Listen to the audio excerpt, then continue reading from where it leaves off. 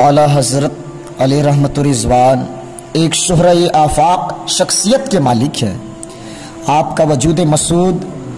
خدا دا صلاحیتوں کا حامل، علم و فضل کا بحر ذاخر، حکمت و دانائی کا پیکر مجسم، عاجزی و انکساری کا عملی نمونہ اور زہد و ورع کا جبل استقامت، احکام شرع کا جامع، اسرار معرفت کا مخزن اور محبت و مودت کی زندہ دلیل تھا۔ گویا آپ کی ذات علوم کسبیہ و علوم لدنیا کا حسین سنگم تھی۔ آپ کی شان یہ ہے کہ آپ نے جس مسئلے پر بھی قلم اٹھایا تو اس کی آخری حدوں کو چھوا ہے اور اسے علم نشرح کر کے چھوڑا ہے۔ دلائل و براہین کے وافر مقدار، مسائل جدیدہ کی تحقیقات کا انبار، تنقیحات و تشریحات کا استمرار، فقہی جزیات کا استمرار اور ان کا استعمال لگاتار آپ کو ایک علمی و عبقری شخصیت کا مقام دلاتا ہوا نظر آتا ہے۔ اگر تاریخ کا مطالعہ کیا جائے تو یہ بات روز روشن کی طرح واضح ہو جاتی ہے کہ بہت ہی کم لوگ ایسے گزرے ہیں جو دینی علوم کے بحر ذخار سے گوہر آبدار بھی حاصل کر سکے اور دنیاوی علوم میں بھی درجہ کمال پر فائز ہوئے ہوں، اور اگر دونوں طرف توجہ رہی بھی ہو تو درجہ کمال بہت ہی کم لوگوں کو نصیب ہوا۔ لیکن واہر امام، اگر ہم امام ہر علم و فن امام احمد رضا کی شخصیت کو دیکھتے ہیں تو یہ ہمیں ان نامور شخصیات کی فہرست میں چمکتے دمکتے نظر آتے ہیں کہ جنہوں نے دینی و دنیاوی علوم کے متعدد میدانوں میں اپنی خدا دا صلاحیتوں کے جوہر دکھاتے ہوئے نظر آئے۔ اعلیٰ حضرت وہ شخصیت ہیں کہ جنہوں نے دینی علوم میں بھی اور دنیاوی علوم میں بھی تحقیق و تدقیق کے جوہر لٹاتے ہوئے نظر آئے۔ اعلیٰ حضرت کی وہ شخصیت ہے کما حق ان کی ذات قدسیہ کو کوئی بیان نہیں کر سکتا۔ اعلیٰ حضرت وہ شخصیت ہے کہ جنہوں نے ہر میدان میں آسمان علم و فضل کو جگمگایا ہے۔ اعلیٰ حضرت وہ شخصیت ہے کہ جنہوں نے دنیاوی علوم کے سمندر میں بھی غواصی کی ہے اور دینی علوم کی وسیع تر فضاؤں میں بھی شاہین کسی بلند پرواز کی ہے۔ آپ نے دین و دنیا کے کئی علوم و فنون میں خامہ فرسائی بھی کی، جس کو پڑھ کر سن کر سمجھ کر عوام تو عوام کیا، ماہر علوم و فنون بھی انگشت بدندہ ہیں۔ آپ کو جن جن علوم میں اور فنون میں مہارت حاصل تھی وہ بعض کے نزدیک 55 ہے، بعض کے نزدیک 70 ہے اور بعض نے 120 شمار کیا ہے۔ کما حق کہو، اللہ رب العزت نے آپ کو جن علوم پر مہارت تامہ دی تھی اس کو کوئی آج تک بیان نہیں کر سکا۔ علم قرات، علم تجوید، علم تفسیر، علم اصول تفسیر، علم حدیث، علم اصول حدیث، علم اسانید حدیث، علم اسماء الرجال، اس میں جرح و تعدیل، علم تخریج احادیث، علم نعت، علم رسم الخط قرآن، علم فقہ، اصول فقہ، علم عروض، علم الفرائض، علم الکلام، علم الایام، علم الاحکام، علم الاوزان، علم الادیان، اور اس کے علاوہ مناظرات، عقادیات، تمام چیزوں میں اللہ رب العزت نے وہ آپ کو علم دیا تھا۔ کوٹ کوٹ کے اندر آپ کے علم کا سمندر بھرا ہوا تھا، یعنی رد موسیقی، علم فضائل، علم مناقب، علم سلوک، علم تصوف اور علم نظم عربی، نظم اردو، نظم ہندی، نظم فارسی، اور کیا کہتے ہیں نثر ہندی، نثر عربی، اور علم قانون، علم بین الاقوامی امور اور علم قیافہ، اور اس کے علاوہ بہت ساری علوم پر اعلیٰ حضرت کو مہارت تامہ حاصل تھی۔ یہ وہ علوم ہیں جن پر میرے امام کو دسترس حاصل تھی۔ آپ کے سامنے علوم و فنون کا ایک میدان تھا۔ اگر آپ اپنے علوم کے دھاک بیٹھانا چاہتے تو صرف ایک ہی کتاب لکھ دیتے اور اس میں تمام علوم و فنون پر مختصر کلام فرماتے، لیکن ہم دیکھتے ہیں کہ کئی علوم میں آپ کے درجنوں رسائل و جدائد موجود ہے اور کتابیں موجود ہیں، کیونکہ آپ کا مقصد اپنے علوم کی دھاک بیٹھانا نہیں تھا بلکہ تبلیغ دین، ترویج سنت، اصلاح امت اور بیدار امت کے لیے اور کیا کہتے ہیں دین کی جلا بخشی کے لیے آپ کا مقصد تھا۔ اس لیے جب کسی ایک فن پر لکھنے کے بعد دوبارہ اسی فن پر لکھنے کی ضرورت پیش آئی تو میرے امام نے دوبارہ قلم بھی اٹھایا ہے اور گلستان رضا کے پھولوں کو صفات قرطاس کی زینت بنا دیا ہے۔ ملک العلماء خلیفہ اعلیٰ حضرت ظفر الدین بہاری رحمۃ اللہ علیہ نے آپ کی کتب کی جو تعداد بیان فرمائی ہے وہ تقریباً 600 سے زائد ہے۔ آپ نے حیات اعلیٰ حضرت میں کہ آپ نے تصانیف کے مختلف کتابوں کو لکھا ہے اور کیا کہتے ہیں اس کے متعلق آپ نے بیان فرمایا ہے۔ علم العقائد میں اعلیٰ حضرت کی 31 کتابیں ہیں، علم الکلام میں 17 کتابیں، علم مناقب میں 18 کتابیں، علم مناظرہ میں 18 ہیں، علم فضائل میں 30 ہیں، علم تفسیر میں 6 ہیں، علم توقیت میں 6 ہیں، علم رسم الادب عربی میں 6 ہیں، علم فرائض میں 4 ہیں، علم اذکار میں 5 ہے، علم شتا میں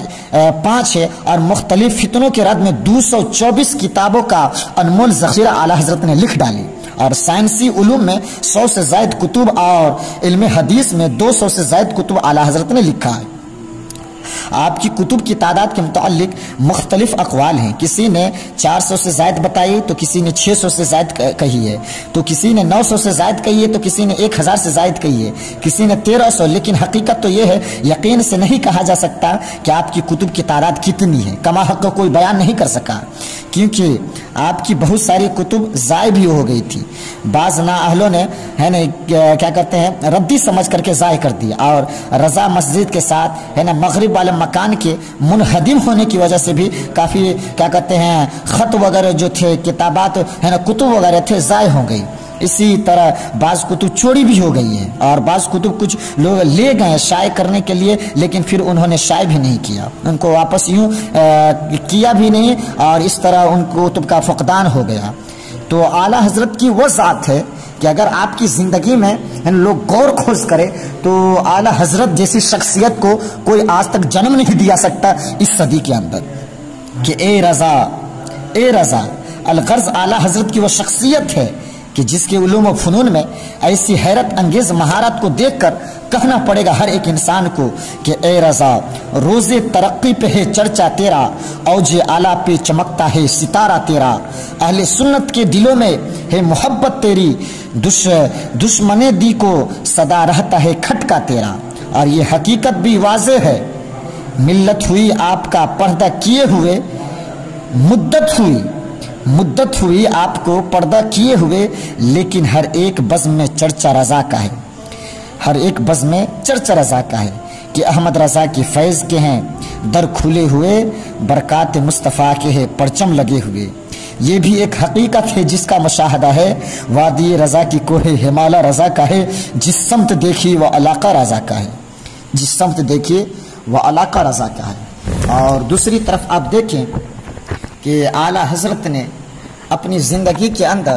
وہ انمول نگینے ہم کو دیے ہیں کہ کوئی کما حق ہو بیان نہیں کر سکتا، کہ اعلیٰ حضرت نے سنیت کو ایسی جلا بخشی ہے، اور شریعت کو جو ہمارے سامنے جو ترجمانی کی ہے وہ بھی ایک انمول نگینہ کی طرح انہوں نے کیا ہے۔ آپ دیکھیے اگر شریعت اور اہل سنت کی ترجمانی اگر کوئی مدرسے کا اسٹاف کرتا ہے، عالم صاحب کرتا ہے، تو آپ یہ کہتے ہیں کہ مدرسے میں رہنے والے امام صاحب، عالم صاحب اور یونیورسٹی آکسفورڈ کے وائس چانسلر میں بہت فرق ہے، زمین و آسمان کا فرق ہے، کیونکہ دونوں کی لائنیں الگ الگ ہیں۔ مدرسہ میں رہنے والا حروف ہجائیہ پڑھائیں گے، الف با تا سا جیم والا ہے، اس سے پڑھنے والا ناظرہ خواہ حافظ قاری عالم فاضل مفتی محقق مدبر مفکر مفسر مشرح مجدد غوث قطب ابدال شارع ماتن بنتا ہے، جبکہ آکسفورڈ والا ABCD الفابیٹ پڑھتا ہے، اس کے بعد nursery 10 graduation BUMS BAMS MBBS MAS IPS IAS barrister collector راجدوت بنتا ہے، APG نیوٹن آئنسٹائن بنتا ہے، دونوں کی لائنیں الگ الگ ہیں۔ ہم مدرسہ والا عالم صاحب کی بات مانیں یا کیا کہتے ہیں اسکول والے کی بات مانیں، جو آدمی جس لائن میں ایکسپورٹ ہوگا اس کی بات مانی جائے گی۔ آپ کہیں گے کہ دیکھیے دونوں کی لائنیں الگ الگ ہیں، دونوں کی لائن الگ الگ ہے، اس لیے کہ جو جس لائن میں رہتا ہے اسی کی بات مانی جائے گی۔ اب درجی سے کرتے میں کتنے بٹن لگیں گے یہ درجی بتلائیں گے، کنویں میں کتنا پانی ہے یہ پانی کا انجینئر بتائے گا، یہ 10 بائی 10 کے کمرے میں کتنے mm کا سڑیا لگے گا یہ انجینئر کی بات مانی جائے گی۔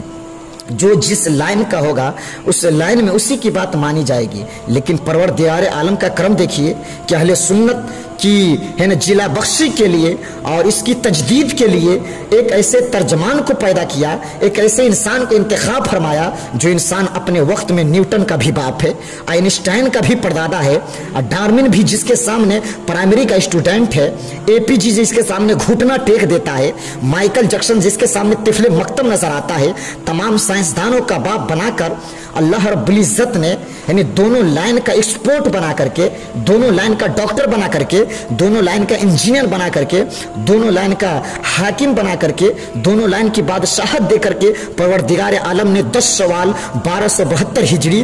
14 جون 1856 عیسوی میں بریلی کی سرزمین پر دونوں جانب کی بادشاہت عطا کر کے اللہ رب العزت نے حضرت امام احمد رضا خان کو پیدا کیا ہے. ایک طرف مجدد بنایا ہے تو دوسری طرف تمام سائنسدانوں کا حاکم بنا کر جلوہ گر کیا ہے. امام اہل سنت کی جتنی ہے نا ان کی ہے نا زندگی کے بارے میں تعارف پیش کیا جائے کم ہے، اس لیے کہ سنیت کو انہوں نے وہ جلا بخشی ہے جس ہے نا راہ پہ اور جس طرف اپنے قلم اٹھا دیا ہے